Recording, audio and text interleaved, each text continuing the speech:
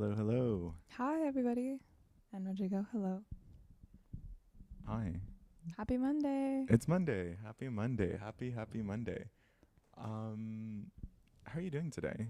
I'm doing good, dude. Is it pulled? You said Indigenous Peoples Day, Let's so check I'm the just going with calendars.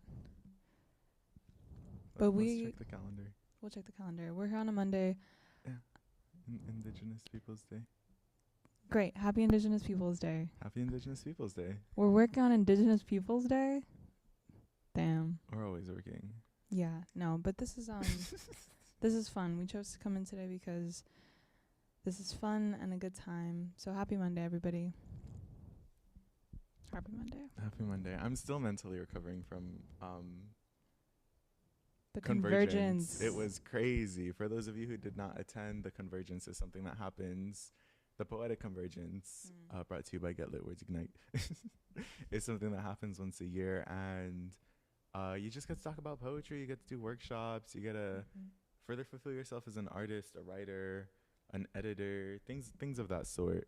And it was a lot. The opening panel talking about Ethnic studies. ethnic Yeah. studies. And everybody's favorite, Luis J. Rodriguez. He followed me back on Instagram today. Yeah, he also, I think he does that with everybody, 'cause I also felt special when he followed me back. Oh. And I just thought it was cool beans. it was cool, but what a sweet man. Everything that he was saying in that panel, everybody was like, damn, that's word speak, Yeah. you know? That's what needs to be happening these days. He was calling out schools a lot, and he was calling out like the miseducation of students and like how they're not being taught ethnic studies correctly, which was really, really dope. He said like a lot of really, really great things, and then he had to leave to go catch a flight to Chicago, and like a G, like he just walked out like mid-panel. Yeah, no, mid-panel just, all right, I'm out.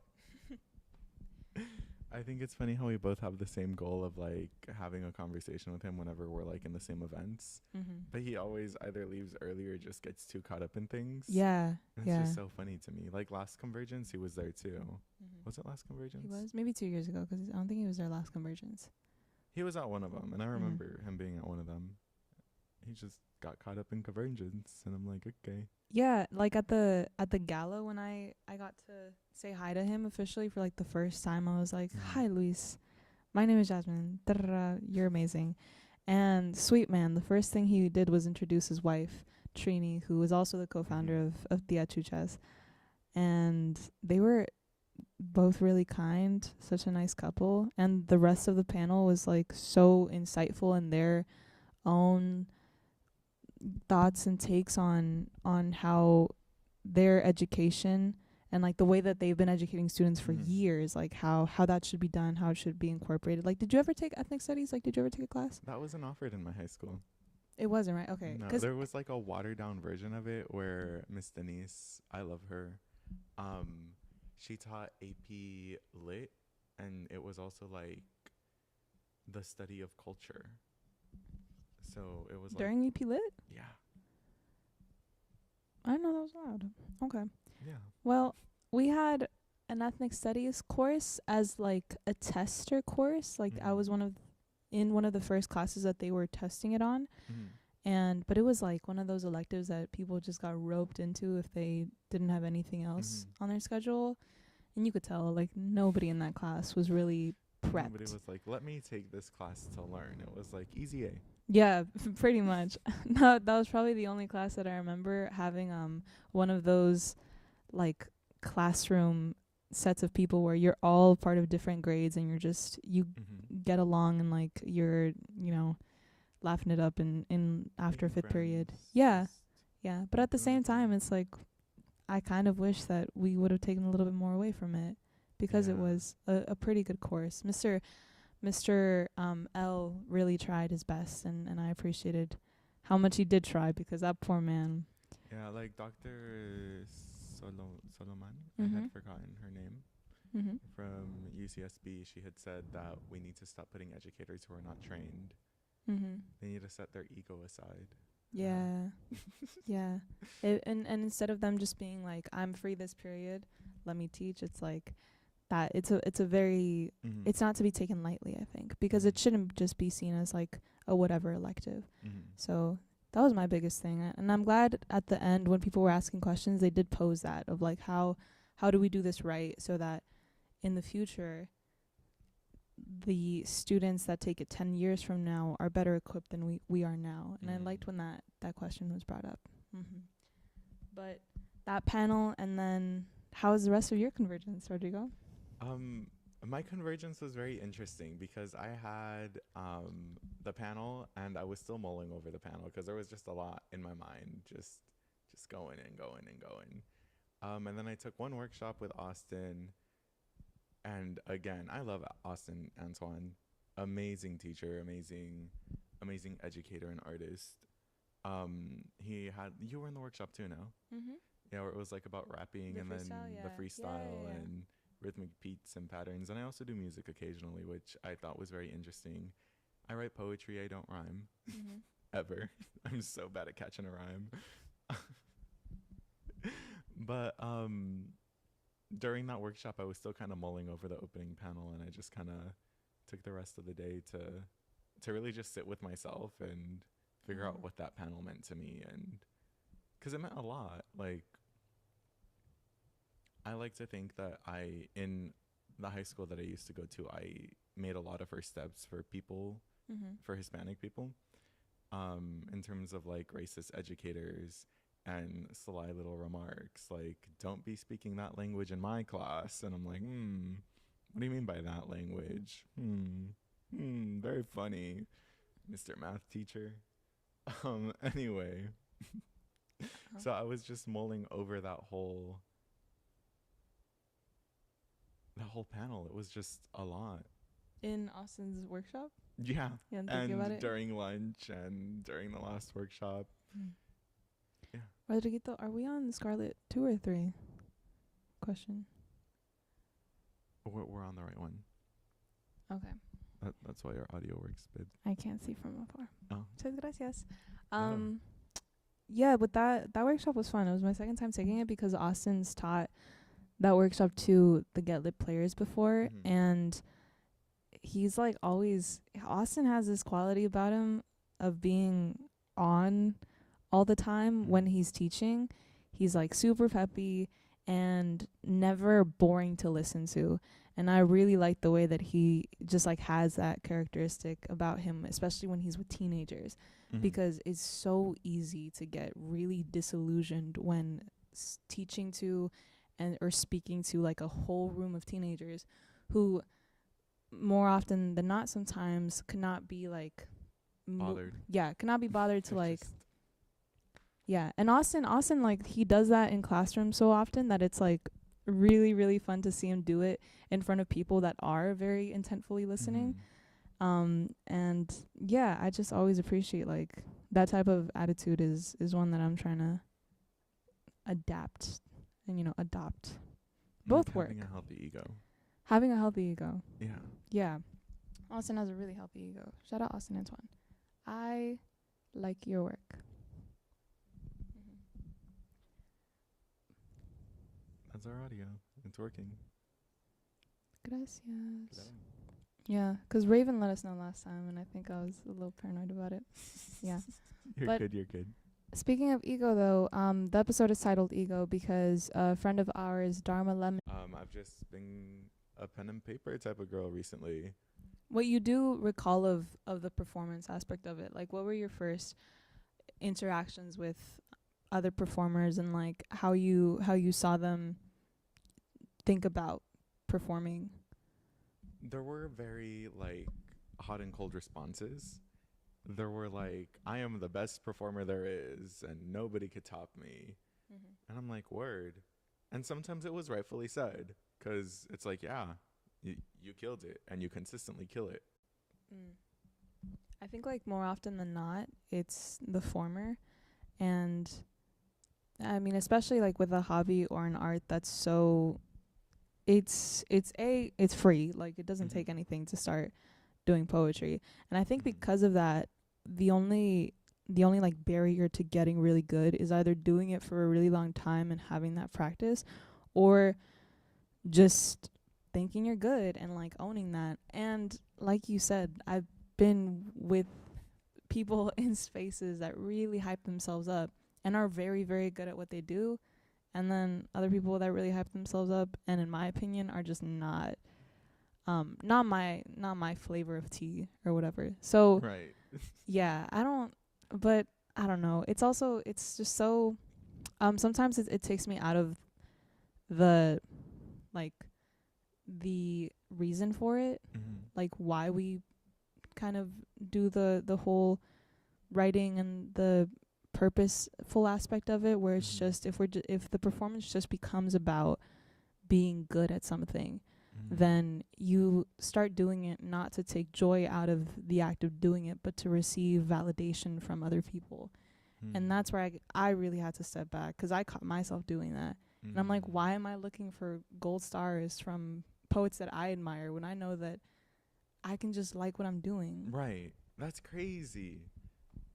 That's kind of why I took a big step back from performance, because not that I so caught myself doing it, but I realized a lot of people were like, did I do great?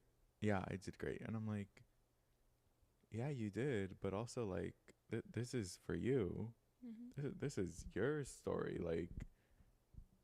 Like you're not walking up onto stage to have other people tell you that what you're sharing, what you experienced, and how you're sharing and experienced it was amazing. Like you should be up there for yourself. Like why are we trying to find I think it's just being human. Yeah, for sure. And it's something that you have to unlearn from your system. Yeah. And it just gets amplified when you're doing a hobby like slam poetry or just spoken word in general. Yeah. Because it's kind of just so easy just to be like that. Like, am I doing this right, or is it good? Like, I had to stop asking myself, like, did I do well? Because I was asking other people what they thought about it with like the tiny hope in my little heart that they would say it was so good, Jasmine, like you killed it. Yeah, like it was and giving me an A through Z list of compliments. But because I just had to hear it and I just couldn't hear it from myself, and that sucked. So yeah, I'm glad that you had that time to step away from performance, because doing that over and over again and not stopping yourself becomes super toxic. Because I realized I did the opposite of that. Because you know me, I have an ego. You laugh because you're very well aware. Yep, I know. I have an ego, so when I would go to people, I wouldn't be like, oh, what did you think about it? Like, did I do good? Because I knew I did good. I knew I did good because I was able to clearly and successfully share what I wanted to. I would go to people and be like, where do you think I messed up? Instead of, I guess, fishing for compliments. Like, where do you think I need to do better? Yeah. Huh. I'm glad that neither of us do that anymore, I hope. Right. Yeah, no, we don't. Yeah. I just in performing though, there is that, instead of subjective like tier of it, there is also the objective tier of how good or just, you know, what range of performance we're like talking about. The technicality of it. Yeah. For sure. Pipes. For those of you who don't know, pipes is P is for, do you know it?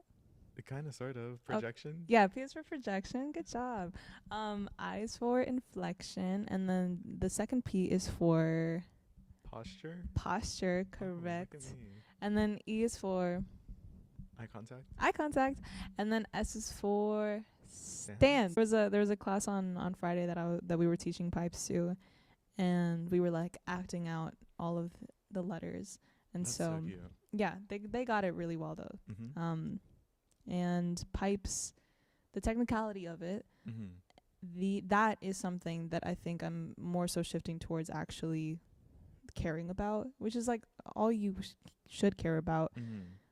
If you're trying to get to a place where you can say that you are a consistently good poet, and especially if you're slamming, because Mm. spoken word doesn't necessarily have to be technically good, because it's Mhm. just people going up on a mic and sharing, and that's cool. Like, that in itself is valid. But once it turns to a point where we're competing and there's points at stake, there's something so different from just kind of having this ego of being good and maybe not really being good, but still scoring high because you can like fake it till you make it, versus being technically and just creatively really, really well rounded, Mhm. and like really owning that. Mhm. So I have so many poets that I've seen on a slam stage that I really admire for it, and those are the people that you take a little video of, so you can like look back on and see like, this is what they're doing right, and this is where maybe I can work on what I can work on. Yeah. And slam though is so. I've never slammed. You've never slammed? I've never slammed. You've never been in the, well, yeah, you've only like volunteered at Classic Slam then? Yeah. I never slammed. Do you have, but you've seen it before, duh. Yeah, many times. I've seen it for several years. Yeah. But like, I have never been put in the position of needing. Okay. So here's my thing with it. Mm-hmm. I feel like there is a certain type of poem that does super duper well in a slam that I think like sometimes, especially whoever's judging and based on who is watching, the audience, and besides the judges, the way that a poem is received really, really, really depends on its subject matter. And this is super not a big deal, because it's kind of obvious that any poems about heavy hitting topics, like you can have your social justice poems, and you can have your like your minority empowering poems, and these poems will consistently do well if granted they are written well and they're performed well. Right. But sometimes I feel like it's really easy to milk those like dark subject matter points for points. And that really sucks, because I've seen it take away from other poems and performers that maybe weren't like heart-wrenchingly like, oh, I'm gonna cry about this at night and think about like what's wrong with the world, but like that were very, very good, and that also should have been scored well. And I just think that is like the manipulation of an ego of sadness, an ego of like just wanting to be deep all the time. And that's like also not beneficial. Like yeah. Because I noticed that going back to last week, I found myself writing so much about death and grief, and it was just bad overall. After we talked about being joyful in our poems. This was before then. This was before it was the happy little rambunctious the word. Yeah, the word. The word, you know the word. The word. Stuff that I am, like,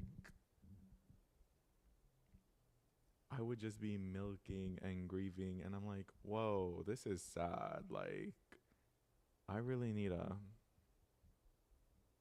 put that on the side for a second. And the only reason I kept on doing it is because I realized that I kept on getting booked for things involving that. And I'm like, Yeah. Sometimes that's just like really loved. But also byproduct of being a teenager. Like, you're just gonna talk. True. Byproduct of being a teenager. Yeah. All of that angst is just like built up, and once you're like labeling yourself a writer and you have these writing tendencies, it's like, let me talk about every single thing that I'm mad about in the world. Every single thing that's ever happened to me to this point. Yeah. And I think that that's so necessary though, because you have to like squeeze all of that out of you to realize that that's not what there is. That's not all there is to life. And I am super glad to be done with that though, because depressing as hell. And it's just really nice to look back on that and think, cringe and then move on.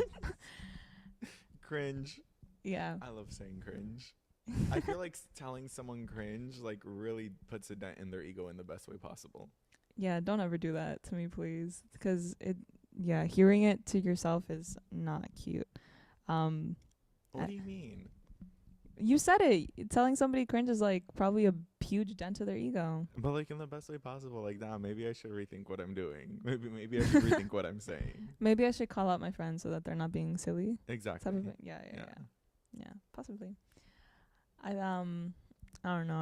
I do it enough to myself to know that like I'm right, and like it has to be called out. There are too many people that do not call out their own cringe and are just allowing themselves to be like 15 mentally when they're like 25. Like when they're grown. Yeah, act grown. Yeah. It's not that, no, it is kind of hard, but like once they do reflect, it's like you get healthy. Set the ego aside. Set the ego aside, seriously. There's too many. I'm not gonna go there. But for sure.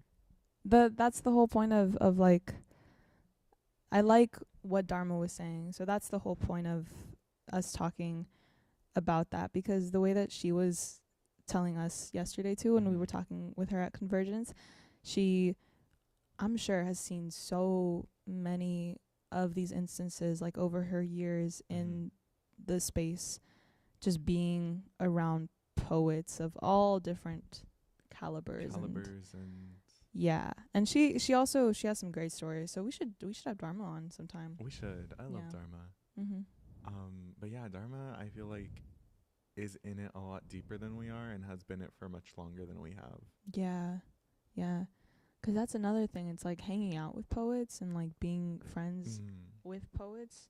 I can't say that I have like, I'm not there yet. Like, I'm not exclusively friends with just poets. You aren't either. No, I think I only have like 7 poetry friends that I hang out with consistently. Yeah. But then when you are working at a poetry organization, or like you constantly go to open mics, or like those are the spaces that you frequent, you're going to have like your friend group of poets that you get together on the weekends and do stuff. And I'm in some group chats, and I love my group chat buddies. Okay. But I'm not there yet, because like I can't go out and do stuff. But when I do get there, that's gonna be cute and silly, and I feel like they are a really good community to be friends with, 'cause they're not like judgmental at all. I think like poetry inherently, you can't be bitchy, because the whole point of it is like to really share and express yourself and like talk about the things that make you vulnerable. And so I rarely do see, like, in those friend groups that form, I don't see a lot of like a lot of people that I wouldn't mess with, I think this is where I let my ego win. I have had friends in the poetry scene before, of different calibers, of different degrees, and I don't think I would find myself in that situation again, personally. Maybe I'm also speaking out of a place of just not knowing. So yeah, because like behind closed doors, it's just like, well, and then they start talking about you, and I'm like, oh, interesting. Okay. Yeah. I'm like, maybe I'm just letting past experiences live too much in the forefront of my mind. But because I used to have like my own little clique of exclusively poet friends, and we would do things and go out and things of that sort. Yeah. But I'm just kind of like, yeah, no. Maybe I have specific people in mind that I'm like, they're so nice, and I'm letting them influence my entire perspective on poetry people. But it is like a super duper grand and very dynamic group of people. So I guess I can't really generalize everybody. Yeah, I mean, like the few friends that I still have around who are poetry people, like they're a good bunch. I love them. Love them to bits. But it's just like I don't think I would once again flood my entire circle in it, you know. You do need diversity. Yeah. I'm still like kicking myself about it because I still sometimes in situations I'm like, damn, what am I doing here? Like I need to hang out with people who are a little bit closer to my age, and then also like what I'm doing. It's you've been around for a minute, so yeah, no, I know exactly what you mean because I remember when my little youngin' self was roaming these halls. I did not have a single person I hung out with that was my age. yeah, they're all like 5+ years older. Yeah. Or younger. Or younger, which is really fun. Like friends are friends, but sometimes I'll just like I've been in parking lots at 11 p.m. after open mics where I wish for a girly pop to talk about, you know, our college things and yeah just another type of relatability that I think would be very appreciated, but either or, like all in its time. I'm not tripping about it. Yeah. No, it's because I was in your shoes before. I know exactly, and I still kind of am because it's weird to be in the in between. Yeah. In the in between. In the in between. Any specific in between? What do you mean? Age in between. Kind of. Gotcha. Maybe. Okay. Anyways, I'm still gonna try to. No, I'm not. I don't care about your age. I'm not gonna ask. You say that every other day. I know. But Convergence was great, and October. Do we have anything else coming up? Like we have the gala at the end of the year. I think that's in December. It typically is in December. I'm not too sure when. In December, either the first week or two. But I do have a goal for myself this week. Not this week, but this month. Do you know? Have you ever been to DPL? No. The Poetry Lounge? You've never been to DPL? No. Okay, I'll tell you. And anybody who does not know, DPL stands for Dub Poetry Lounge, and it's one of the longest running open mics in LA. They're in their 25th year now. And they go every Tuesday from 9 to 11 at the Greenway Court Theater in Fairfax, right next to Fairfax High School. And it's such a good time. I've started going at the very beginning of this year, and I went like for the entire month of January, and then have been like here and there. There are people that go every week consistently, and like yeah. And it's a really great community and a really great space, and it's also produced some powerhouse poets that like have been sent to national slam stages, and so that's where they kind of get their footing and get a name. And produce one of my, I don't know, several of my favorite poets. And it's like a really, really transformative space. Like it's one of those places that you would take a friend and then afterwards they'd be like, whoa, like thank you for taking me. And every time I go, it'll be up in the air whether you get called or not, because they do a lottery system with so many people that want to get on stage. You'll write your name down and then they random draw. But the few times that I, like maybe 3 or 4 times that I have gone up on stage now, there's always this moment of nervousness for me that I get really excited about, because if my heart's beating for something and if I'm like if I'm nervous about it, I get excited about it because it means that I'm looking forward to it. And so instead of letting that anxiety scare me, I let it pump me up. And with DPL though, I feel like that kind of shifts because it's just like this stage with like that stereotypical like one light and then everything else is black. That's what it feels like, dude. Like you can't even see the people in front of you because the lights are so bright on you. And you do your poem and you're like, fuck, okay, hope that was good. And then it's just watching the videos back, I feel like in my head I'm always so big, and then I see that video and I'm like,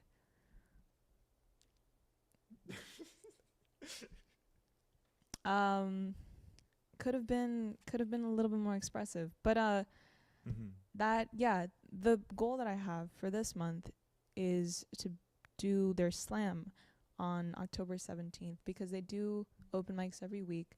Every third Tuesday is slam night, and now they're looking for, like, strong poets to maybe comprise these like national teams to send them off to compete again. But I just really want to slam again, because I haven't done that in a while. And I would love to do that. Can I go with you? Yeah, on the 17th or whenever. Yeah. But DPL in general is just such a good time, and I will say some very, very, very lovely friends have been made there. Some nice, attractive, cute, and I'm just in general. Oh my God, Rodrigo. I'm not talking just about men though. The women are so fine. The women are so beautiful. Every beautiful woman, every beautiful woman is in that room on Tuesday night. Like, the fits are crazy, dude. Like, I don't know what it is about about Fairfax all the time, but like some pretty one. I remember there was one time that it was just a regular open mic, and I was there with a new friend that I had made.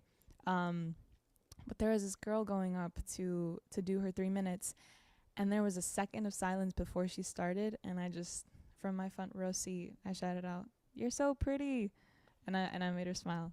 And look at, like, yeah, I just had to let her know. I'm not even beautiful women, but I don't remember the poem, but I remember that moment, and I hope she remembers that too, because I love when I get sweet compliments from other ladies. It's just so nice. Do you get complimented a lot like that? Because guys apparently don't receive it as much. Do we let you know? They're not like, yes, I get complimented, but they're not as sweet or What do you mean by that? What's the word? Like, they're not nice? No. They're like definitely nice.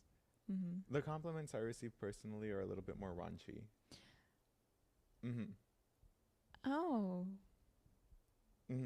Okay. So I have a very different, because it's like not getting catcalled. But it is. But it is. Yeah. And like, I had this conversation with the two other Aquariuses I met yesterday. Dude, what a crazy way to describe somebody. But yeah, that's the two other Aquariuses I met yesterday. Yeah. Because I'm blanking on names right now for some reason. And we all came to the conclusion that we don't know if it is fact or if our egos are too big, and we just live in our delusion that everyone is just attracted to us. Oh. I have seasons of that.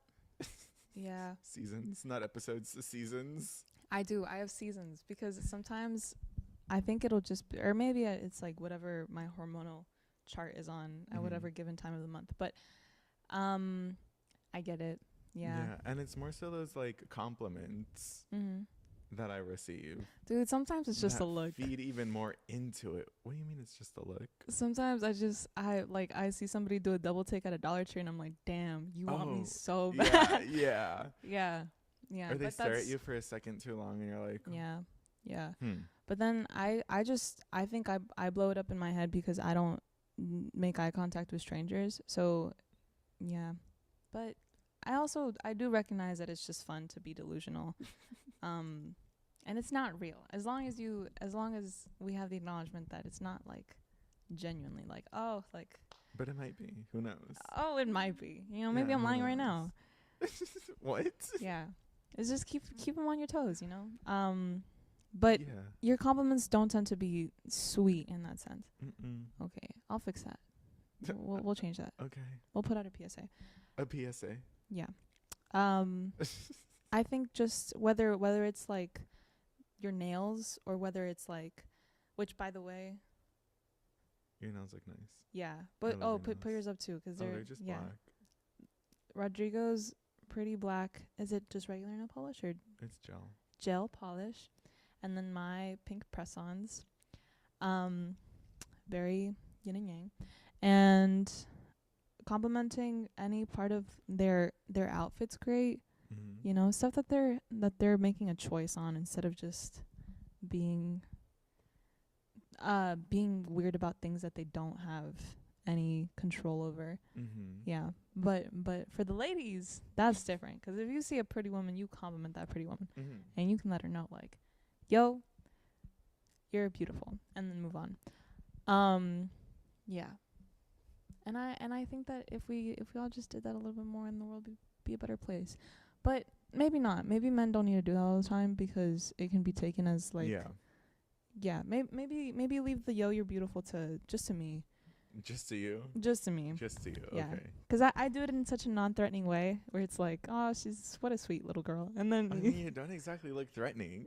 I know, right? It's great. You're like what, 5'5" taller? 5'6", Rodrigo. 5'6". 5'6". I'm 6'7". It's hard to tell that from all the way up here. Yeah. 5'6". My bad. It's okay. 5'6" on my driver's license because I round up, and So you're 5'5" and a half.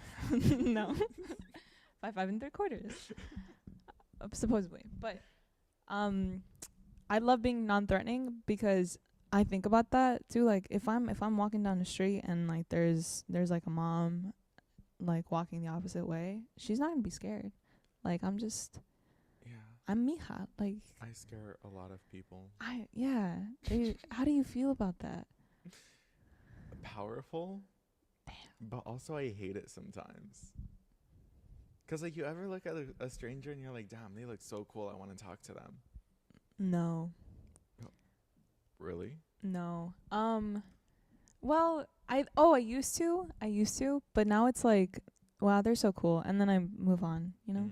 Yeah, 'cause I used to idealize people in my head until I realized that like I'm just getting like a glimpse of them for a minute.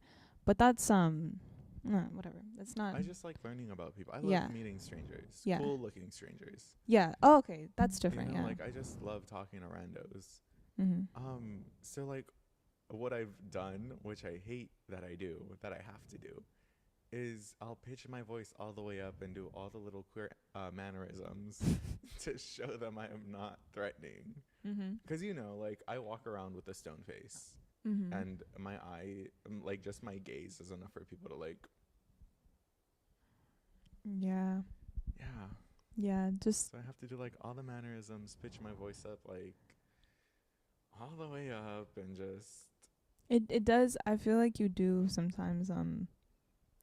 You have like that aura where people are worried if they're impressive or not, or if they're like it's really easy to get a little bit like in your head about, ooh, did I say something to make this person mad? 'Cause you have that face. Oh, yeah. Yeah. But yeah, no, I think once there's just like a little conversation and then you giggle, it's like, okay, he's silly. Yeah. Yeah. But that's I don't know. I think I just like being a girl. I love being a girl so much. Yeah. Mhm. Yeah, I was gonna say I love being a man, but no, I don't. I really don't. Yeah. Like, oh, also, look at the fits today. We have I like your like army green, forest green. I own a lot of green. Yeah. Green's a good color on you. I own a lot of green. Hot dog colors are my colors. Hot dog colors? Mhm. 'Cause of the skin tone of the hot dog. That's what you call it? That's Which so one? cute. Someone told me that it kind of hurt my ego. Damn. Oh, but now you adopted it. But now I've adopted it, and it's Yeah. like cool. It's like quirky. Like who else says like, yeah, I'm hot dog colored? So it's like green and yellow and It's red? like green, yellow, red, pink, brown. Ooh, okay. That's kind of similar-ish to what I wear. I wear a lot of brown and tan and like flesh tones. Mm-hmm. Yeah. And Today I was biking to the library, which was closed. That's such a Valley Girl activity of you. I love It that is. so much. It is, but it's an e-bike though, so I'm not genuinely biking.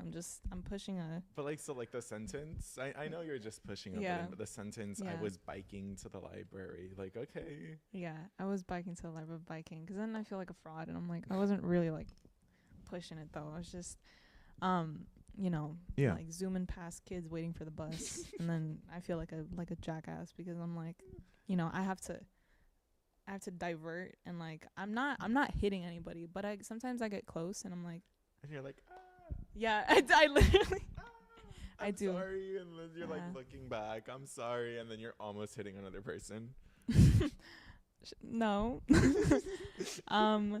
But biking is so fun in my like corner of the valley, because I love my neighborhood so much, and like I don't love when streets are not paved really well, or sidewalks specifically, because I bike on the sidewalk because I'm scared, and there are these like huge like triangular bumps.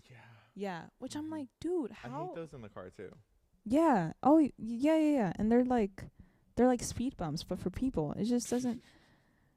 But it just sucks, because it's in moments like that where I'm like, this infrastructure sucks, and like I'm thinking about disability access, and or like other bikers who have to stop and maybe need to like readjust, because there are a lot of like older men that I see biking. And then in my head I'm like, how dare the city not take care of these problems? But it's just like, to me, a minor inconvenience that I have to like hop over. But for other people that are walking, like there are things that they have to like really avert. Like, oh, my biggest thing though is some people just don't trim their hedges, and I have to like. I have to do that even if they are trimmed. Oh, yeah. Well, that's a you problem. One time a tree knocked me out. I'll let you know. What? I was riding my bike and a tree took me out. Like a branch was just in the... No. Like a very well-shaped tree. A well-shaped tree? Yeah. What was it shaped like? No, like it was trimmed. It was clean. Mm-hmm. And it still took me out. Did you not like... You weren't like, oh... I just thought I was shorter than I actually am not. Damn. That happened to me on a horse once, but... A horse? Yeah, but no, that was my fault though, because like we rode directly through all that shrubbish, and I thought in my head that like the leaves were gonna be soft because I was like 10 and I was stupid, but no, there were like a lot of branches, and so I like cut up my eyes a little bit, but the horse was fine, so as long as the horse was fine. But did you ever bike again? No. No. I still haven't biked to this day. Dude, it's really hard to bike here. Like in Koreatown, especially. Oh, I'm not in Koreatown. Yeah. But like I just mean like here, 'cause I see a lot of people that do bike here, or that are like, bike to work, or go around the town in their bikes. Skateboard is a lot easier here. Really? Mm-hmm. I was never a skater girl, but I really wanted to be. I'm just picking up a skateboard again. You've mentioned years this. And years and years. Yeah. I think you did. Yeah. But like, how are you learning? How are you doing?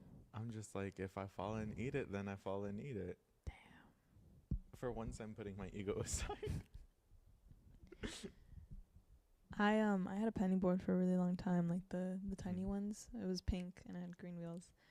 And that's how I got this like little scab here that's like never gonna go away. And I think that was the last time that I ever rode a penny board. So have fun, dude. Have fun, live life. Yeah, 'cause I did fall and I did eat it, and this sucked. It's fun though. It's super fun. Yeah. But you have to like depend on like, there will be no rocks, there will be no like cracks in this road, and I will be safe, which yeah, when that's out of your control, I think that's what scared me away from it. But with the bike, it's like you can just break. Mm-hmm. Just put your foot down on a skateboard. Yeah.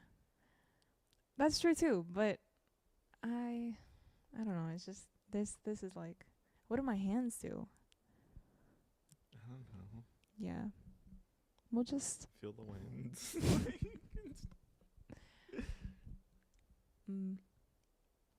what are we? What? How did we get here? I don't remember. What were we talking about? Oh, can I go back to talking about DPL? Yes, I think that's how we got here. Okay, yeah. Yeah, I think we should definitely go to DPL one evening. It is because it is from like 9 p.m. to 11 sometimes, and sometimes I'm like, damn, it's late. I gotta get home, Damn. go to bed. 9 to 11? Mm-hmm. That's 3 hours. 2 hours.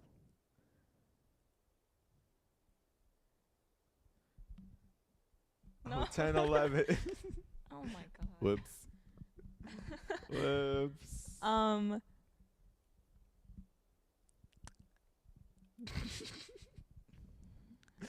Sometimes I'm not good at math. that's not math, honey. No, it is. But 9 to 11 is the time that they start, and then the time that they end, and then I go home. And some people don't go home. They always say like, you don't have to go home, but you can't stay here because there's like a parking lot. Yeah, and then they lock up the parking lot. So I don't know what people do on a Tuesday night, but it's up to them, you know. I mean, they're all artists. They're all just like free souls. How many of them do you really think are tied down to a 9 to 5? Maybe not a 9 to 5, but like just like a bedtime. I don't have a bedtime. I like bedtimes.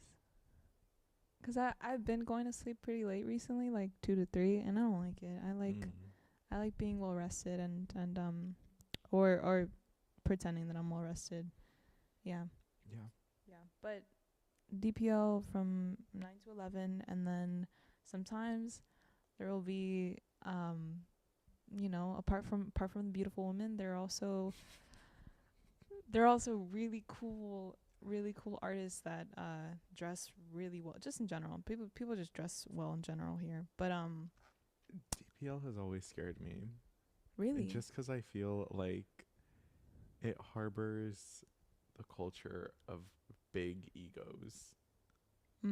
Or not so much that it scared me, but more so that I'm just like, yeah, I'm not gonna put up with this. I think it's less it might be even a little bit less of that. It's just like, especially I've gone alone sometimes, and it's just, if you are sitting in your chair and like having a good time, then it doesn't feel so high stakes, I guess. Yeah.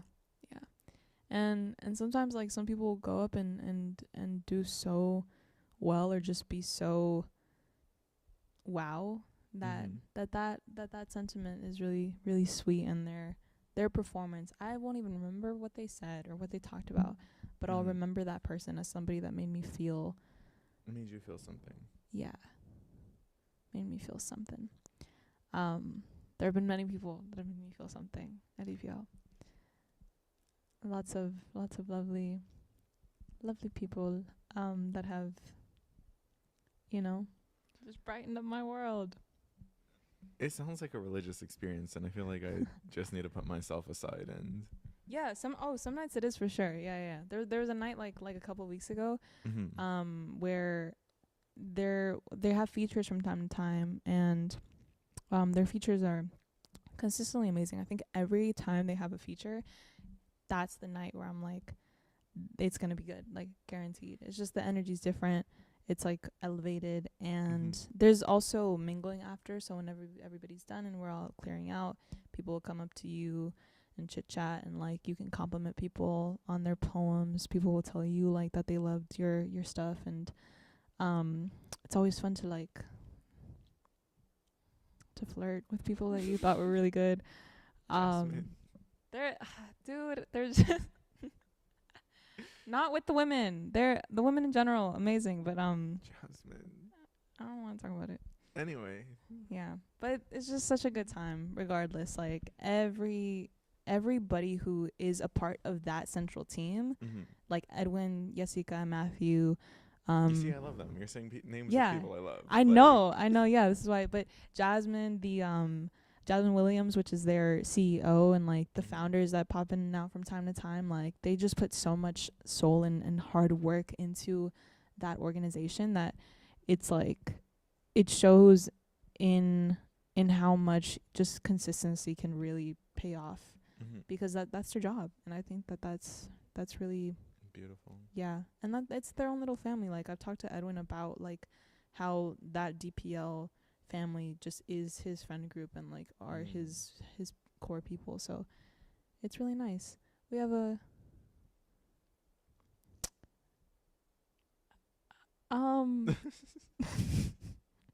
Hi, exotic terrain. hi. So Exotic Terrain said, so I came in late, but what is going on here? Are you guys on a date? 'Cause you guys are adorable. We're not on a date. No. No. No. This is Bestie Rodrigo. This is Jasmine. Yeah. Oh, thanks. I don't believe in labels. You know this. Okay. No, we're just talking about uh different topics wherever the ADHD train takes us. But we Our started, central focus is ego. yeah, egos in performance and poetry. So if you know anything about performing just in general, not just with poetry too, 'cause like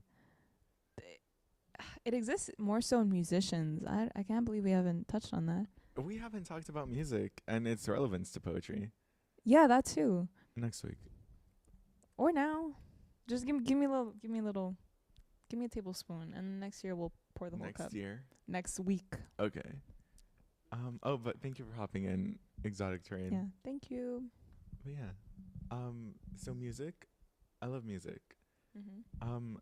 I hate egos. I'm dipping on. I hate when men have egos. But this could also just be me hating on men. Mhm. Who was it? Takashi 6ix9ine? Yeah. Like blinged out grills, rainbow colored hair. Mhm. He has one of the biggest ego. I don't know him personally. I've never met him a day in my life.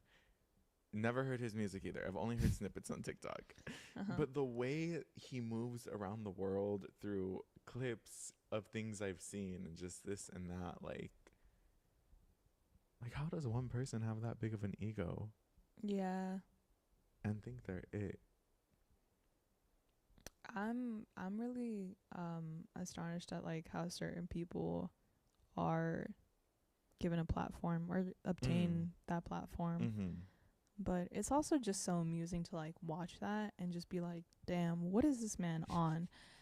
And like sometimes the music isn't even good either, or it's not my cup of tea, I should say, Yeah. because someone else will probably come up in here and tell me Tekashi 6ix9ine is the best artist in the world. Yeah, but then that's also a fan that I wouldn't interact with. Yeah, no. Like if there are people that are into certain things, I'm just like, oh, we don't get each other. Mm-mm. Yeah.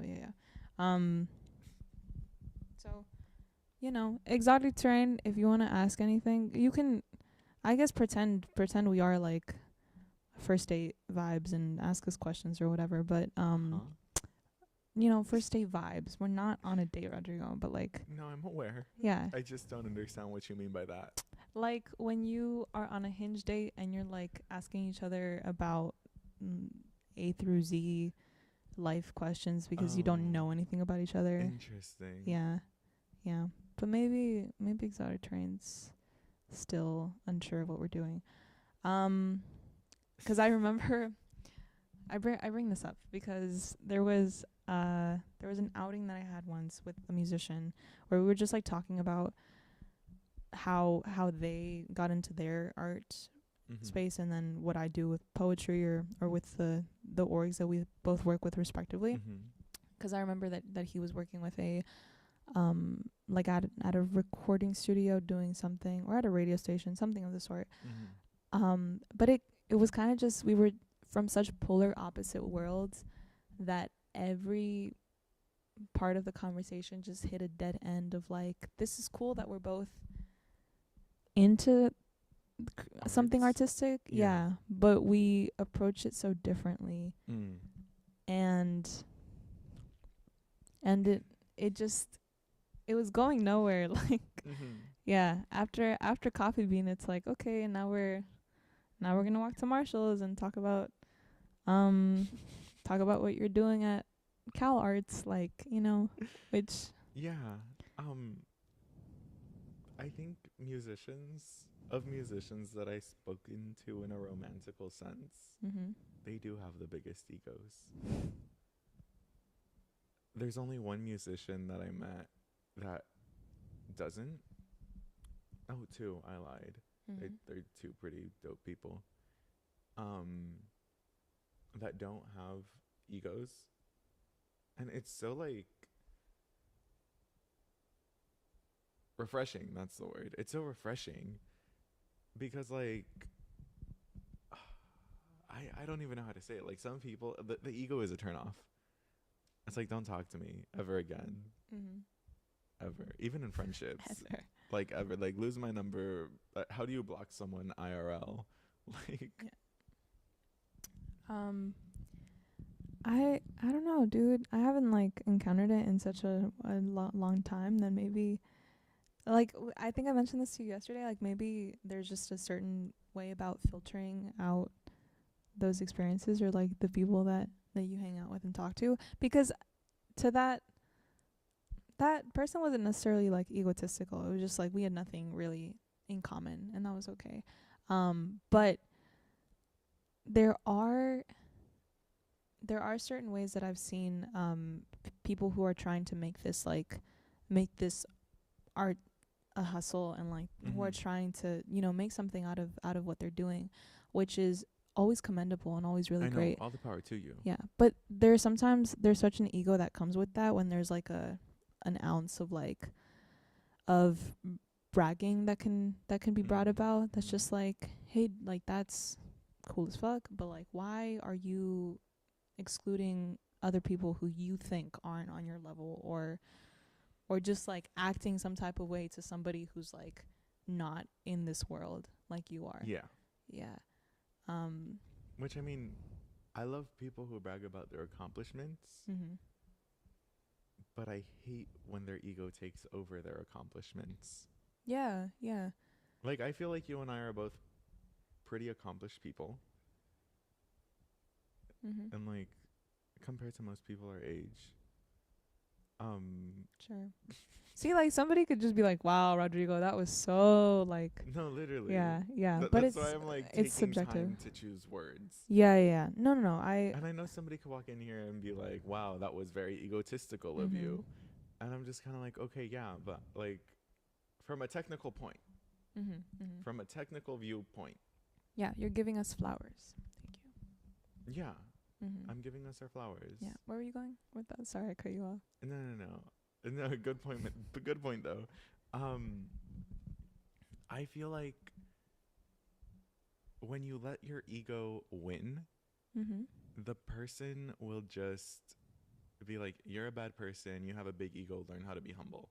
And there's Yeah. nothing that irks me more than having been told. Maybe it's just how I grew up. Maybe it's just because I am a brown person. Because we are brown people, being told to be humble is such like a, and you're like, damn. Yeah. That too. I think maybe sometimes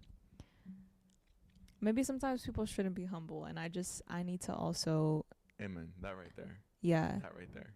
like adapt to people thinking they're cool, and like not being offended by that, because that was like a common streak of my childhood, was like muting myself Mm-hmm. so much, so when other people were super like comfortable with their voices and like what they were good at, I was like, why are you being so braggish and like cocky and arrogant, and like, yeah, and I've been chipping away at that for a really long time. So yeah, I think um apart from times where it's outright just disrespect, or like a side eye at somebody who, like, for whatever reason, or just mean girl, mean person behavior, um mean guy. It's usually men. Yeah. It's usually men. But it's like actually really admirable when I do see people that are just so in love with the way that they do things that that kind of osmosis. Do you know what I mean? Like Osmosis. yeah, by osmosis it goes Uh-huh. to their friends and the people around them, and it makes I like several people come to mind when I think about a person like that. Like Bianca, like my friend that you know. Oh yeah. I think has such a lively, bubbly, just such a personality that knows how wonderful she is. Mm-hmm. And yeah, and by osmosis like that, I think that's kind of made me more aware of like how it's good to not be humble Mm-hmm. all the time. Because it's just confidence to And some I degree. remember having a conversation with Bianca Mm-hmm. where we were both just talking about our lives being child performers. And we were both just talking about things that we've done, but at no point ever did it feel like they're bragging, they're trying to one up me. And I feel like it's because we both just talk in a so nonchalant way that it just never comes across as such.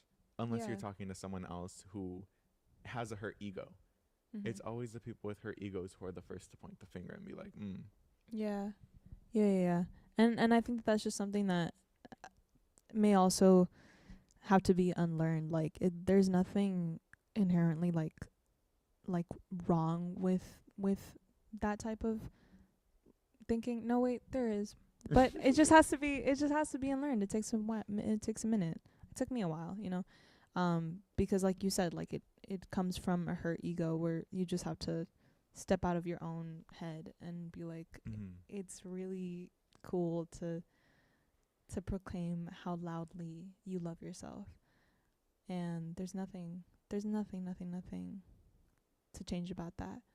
What did our buddy say? I usually just tune in to listen to people perform, and I didn't realize you all do live feeds. I just appreciate the art. Yeah, thank you, Exotic. this is something new. Mhm. It's a live podcast talking about poetry, our experiences with poetry, how poetry is seen through life and through the lovely city of Los Angeles, which we call home. Yeah. We have a new topic every week. We're going to be on Mondays starting at 6 to 8 approximately. And yeah, we're hosting this new little venture.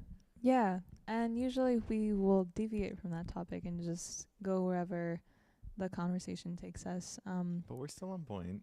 We're still on point for the most part, but I really appreciate that it's just like very relaxed, because it's also the live aspect of it is so that we can read questions or, you know, inquiries like yours and see where those take us. But I totally I think that point, that first thing that Exotic said, I usually just tune in to listen to people perform and appreciating the arts. That's like where you start. Just like, yeah, you appreciate something so much that you start doing it, or you want to start doing it. And that's kind of just how we got here. But that is exactly how we got here.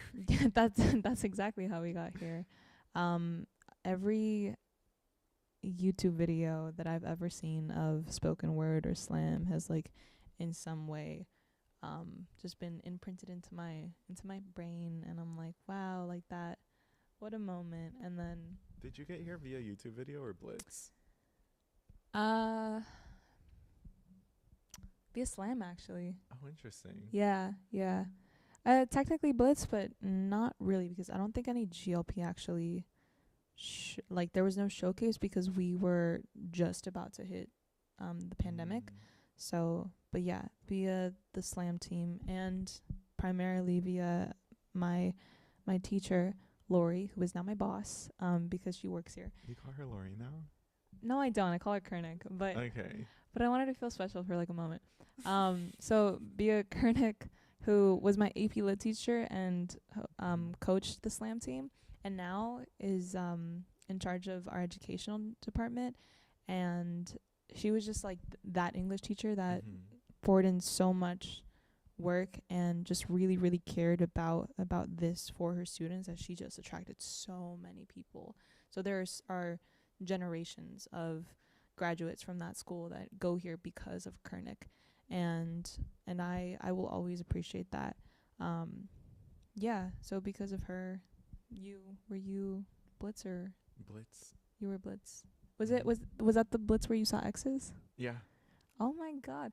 That poem also, doesn't that poem have like millions of... It does. Yeah. It does. So seeing that live. But yeah, no, literally, I saw that Friday. And then Saturday, I was right here in this office, sitting right there. Oh, that's so cool. Yeah. I wanna give somebody that experience. And then 2 years later, Mila Kudo was my GLP coach. Mila, I love you. If you ever see this, never have a doubt in your mind that I love you. We'll clip that and just send it to her. Yeah, we will. Yeah. That, when after Exotic said that though, I was like, damn, that'd be crazy. Like a live first date where... That would be crazy.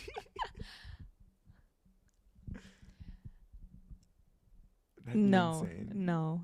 For a second I was like, maybe, but no, no. That'd be crazy. Yeah, dude, the anxiety that, like, I don't know, do you get anxiety on first dates? I don't get anxiety. Okay. Do you like... I think the closest I get to having anxiety is any time before I would start a show, I dry heave. I think that's the closest I get to anxiety. Okay, but you don't feel like a little pump in your heart of like, no. Well, just another day of being Rodrigo, I guess, without anxiety. Damn. But like, how do you feel panic? You just don't? I don't think I do. Okay.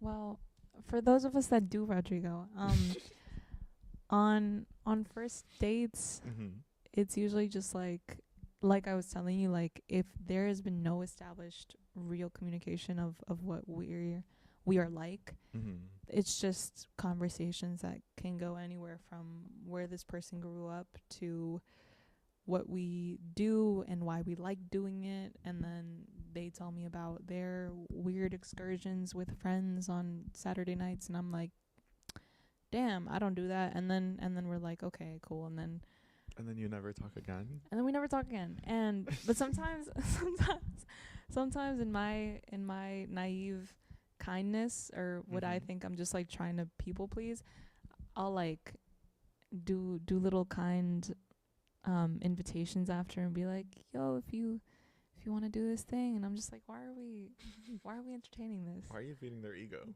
Yeah, why do I feed egos? This is why we're stop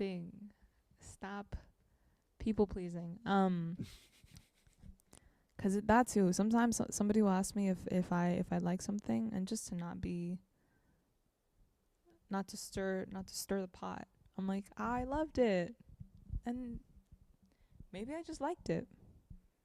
Yeah. You know, maybe I didn't like it at all, but I try not to hate things. I usually don't hate things. And there's just I don't know, dude. There's so much space where the ego inflates and then it disinflates, and in those moments where it's not as big, I really appreciate the beauty. I was gonna say like every facet of like cringe, or everything that I usually judge myself for, or even everything that I judge other people for. It's like in those moments, it's not that deep. Yeah, and it's just it's really nice to not harshly criticize yourself. I'm really grateful for that too, because I have so many friends of mine that I've known, or people that I've been close to, that are such like they're their own harshest critic, and I've had to remind time and time again that there is no rubric that we're being graded against of how how good it was, or how good it how was. poorly you feel you did. Yeah, how pretty we are, how like funny we are, how much other people like us, whatever it is that like somebody Mhm. struggles with. Yeah, and it's just like why is there this comparison of what it could be when I'm just grateful for what it is. And that's, yeah, that's my Jesus speech. Love yourself. And yeah, sometimes I get so what's the word, cliche, Yeah. that I catch myself doing that, and I'm like, this is why. This is why those first dates don't go anywhere. I'm just too content. Like, That's fine. And yeah. that's okay. Yeah, exactly. And that's It okay. is okay. That is okay. Thank you, Rodrigo. But yeah, that's just ego, I guess. Do you think yours is big? Yes, I'm only laughing because you know the person I am. Yeah, I realized that as soon as I said it. Like, we addressed this. Yeah, we've addressed this. Yeah. But like before and several times, and you're happy about, you're content with that. oh yeah, I'm proud of my ego, because I remember before, like, people will look at me, people will talk to me, people will converse with me, and they're like, damn, he got a big ego. And I'm like, yeah, but you didn't know me when I was literally just standing in a corner being, no matter, like, when I was younger, I was still the tallest person in the room, but I was able to disappear like that. Like, nobody ever knew I was there. I was so quiet. I was so, like, in the corner, hiding in a hoodie between bookshelves. Like, I was just gone, never to be seen. I had no ego, no confidence, no nothing. So, like, when I see where I am now, when I see myself get to be loud and the same word, rambunctious. There you go. Loud and rambunctious, and I just get to walk around the streets and be happy, even though I just look upset all the time. I'm so proud of that. I'm proud of my ego and where it's gotten and how I've gotten to be there. Yeah. I have the same sentiment, but for the quiet girl syndrome of just feeling so shut out or shut down that it's really easy to think of yourself as a shy girl, as a girl that needs to speak up, or that is constantly being told, like, can't hear you, sweetie, like, what did you say? And that's what got me in my head for such a long time. So on the contrary, like, I can imagine feeling so small even when you are the tallest thing in the room, and like has like tall people problems, but like it's such a commonality that when I go to these schools for these blitzes, I'm just always eyeing out for those girls that I see that not to be corny, but that either I see myself in or that remind me of like I know exactly how they're feeling. Yeah. And like I'm not going to save them with a poem, but you could be the first step. Yeah, it's just I think that's why I write so much about girlhood and the ugly parts, or what is perceived as ugly of being a girl, and the awkward parts of girlhood. And it's kind of annoying sometimes because I'm not writing new stuff or writing about the things that can get money, and I don't think that right now, like, it's just not in me to write about anything besides this like nagging thing about write about girls and write about shy girls and write about quiet girls. And it's been done so many times that I think I just hold those poems so dearly. Like I love my Jessica poems and those Gatwood poems and the Melissa Losada Oliva poems. Like every time I open up Peluda, and I'm just like, this is the blueprint of everything that I'm feeling. And in a way it's like, how can I bring that conversation in my Jasmine way? And I still don't know how to do that exactly, and I still can't move on until I thumb through those feelings. So yeah, I can't shut up about girls until I I get that down, I think. Mm. But when I do, maybe I still won't feel like super duper satisfied, because there will always be more, Another facet. yeah, and Something more else that poems you to learned write. about yourself and things of that sort. Yeah, and I yeah. miss doing blitzes because I used to do the same thing. Mhm. I would look into the crowd and I would see the kid and I'm like, that is me right there. And I'm like, if nobody else is listening to this, I hope that kid back there is. Mhm. And if they're not listening, I will make sure they end up listening. Yeah. Oh, there's ego.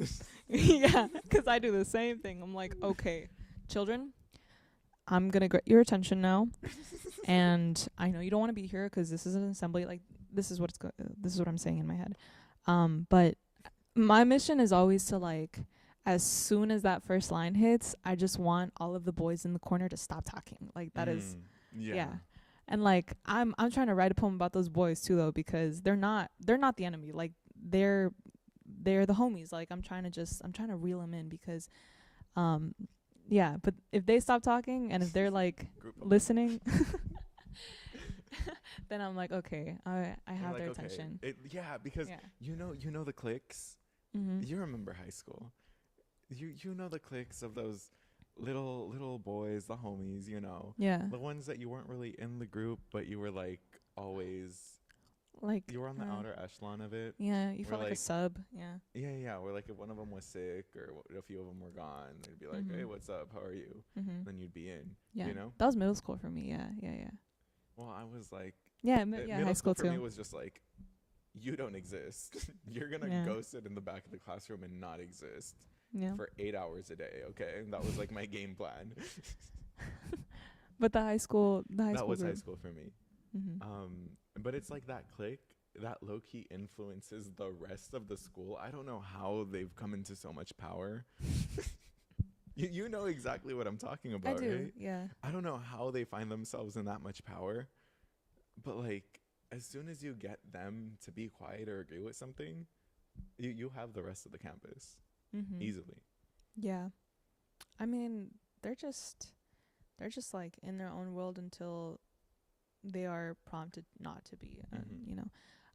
That's why I love the poem Ode to the Hot Cheeto Girl, because that will always get their attention. I walk into a school and I see California Blue Ribbon on the wall, and I'm like, I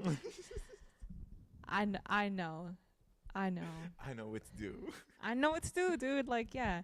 And or like, there's so many schools that I've gone to now that remind me of my exact high school atmosphere. And like, I saw the girls that I would have been friends with, or that the girls that I would have been intimidated by, and that now I just want to admire with. And so that's I think I did that through that poem. Which is why I can't stop writing about girlhood, because it's so relatable. It's so like the obvious pick from the schools that we go to. It's like, how are we gonna get to these kids? How are we gonna communicate what poetry could be to them? And that's like by speaking to them through the things that they know, and they know hallway crushes, and they they know red like Cheeto dip dyed fingers, and they know the slang of Miss and Mister, and talking to boys that you shouldn't really be giving your time to. And that's always gonna be such a good economic choice, and that's why I will always just speak to that type of girl. Yeah. When you did blitzes, what was like your go-to subject matter? What were your poems about? Being Hispanic, I don't have a single poem about being queer. Really? Not a single one. Even like recently? Even recently, I still haven't written about being queer. I feel like it's just not a pressing matter to me. Yeah, doesn't have to be, because it's like one of those, like, are you gonna write about it just because it's so? Yeah. It's just like, okay. Yeah. Grief, love, and being Hispanic.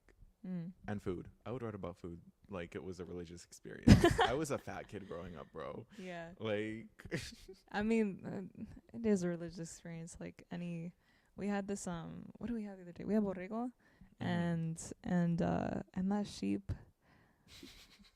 I'm sorry to whatever sheep had to die, but like it was good.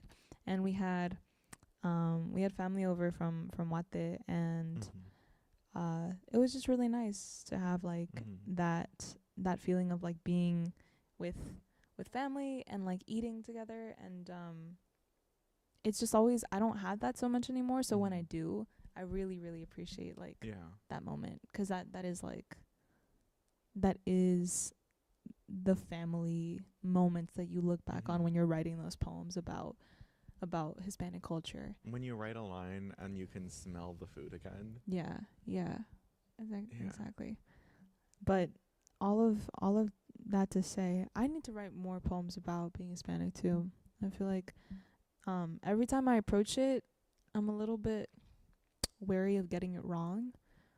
Or how are you gonna get your experience wrong? Because mine is a little bit I don't know, like getting it wrong to myself. Like we were talking a little bit last week about how we don't want to paint things with like a grim light, especially because our perspectives at the time could have been so dependent on like our teenage angst, or whatever we were going through in our own heads. When I don't know, it's just every time I approach it, I think I'm still trying to find a way to talk about it in like a way that isn't super duper cliche, especially. So I just gotta read more Jessica and right. Right. Mm-hmm. But that's what we've been talking about, blitzes and cultura hispana. Look at us hitting every point about rhyme and reason. You remember you're telling Exotic what it's about, and you gave a really really good like rundown. Yeah. I'm hitting every point, checking all the boxes. And we've been sitting here. I have a Taylor Swift song stuck in my head. I was about to say we've been sitting here counting our revenge, but then I was like, that's a Taylor Swift song. I can't say that. Okay. Yeah. Do you listen to Taylor Swift? I don't. Okay. What do you listen to? Like Hombres Hey. Hombres Hey? Yeah. It's either Spanish music or girl rap. Girl rap. Women in rap, or like Hispanic music. Got you. Okay. I love my white women music artists, and I listen to Taylor a lot. You don't get clips, I don't even need to ask, but I get a lot of clips with Sabrina Carpenter on my reels and my explore page. And what a performer, dude. Yeah, just what a good I saw her in concert in San Diego in April, and that was great. Is she subjectively a good performer, or is she like technically a good performer? She's technically a good performer because of pipes. Because of pipes. She genuinely has good pipes. She has good pipes because like she moves about the stage just so effortlessly, and like she just knows she knows what to do with her body to match her lyrics and to match like the ambiance of the song. And she's also like, she's got her sassiness to her. And she's just like 4'11", so she's got that extra ounce of like short girl sassiness because she's 4'11", Rodrigo. She's 4'11". You standing next to her would be like, that would be insane. Yeah, she's I'm like a whole, like 3 feet taller than her. Like 2, but this is the 9 to 11 thing again. Oh yeah, 2. Yeah, 2. Whoops, I'm bad at math. Again, not math, but just counting, I guess. But you know, counting is math. Okay. Math is the only subject I will set my ego aside because I know for a fact I'm horrible at it. Yeah. This is but you know, this isn't a math lesson, so we're good. Okay. We're good. But yeah, she'd be like 2 feet shorter than you. But what a performer. She's a really, really great performer on stage, and she's opening for Taylor in South America. I don't know if I think she stopped already, but those videos of her in Mexico City doing her thing. Wow. Yeah, girly can dance. Yeah. Do you like do the artists that you watch like dance, or they're not really dancers? 'Cause you said girl rap. What is that? Like women in rap? Who falls under that? Like Flo Milli, Rico Nasty. Oh, okay. Yeah. Megan Thee Stallion, Yeah. Cardi B, Nicki Minaj. Okay. Women in rap. And the Spanish music I listen to, like Ana Gabriel, Los Caifanes, Los Hombres G, Los Flanes, Yudiria. I probably said that wrong, but who else? There's this there are a lot of like, But like most of them are either old or dead, so like yeah. they don't really dance. But the girlies do dance. The girlies do dance. Yeah, the girlies dance. I've seen the girlies dance. Yeah. You know, I think we've kind of really like squeezed all we can out of ego. I think Would you we agree? have. Yeah. I'm really proud of us today. I'm proud of us today too. We killed it. We did. We Good killed job. it. Until next Monday when we talk about Music. music. The poetry and music. Poetry and music. Yeah. But thank you guys so much for joining. Thank you for Exotic stopping for by. popping Yeah, in. thank you, Exotic. Mm-hmm. But yeah, it's been fun. We'll see you next Monday at 6.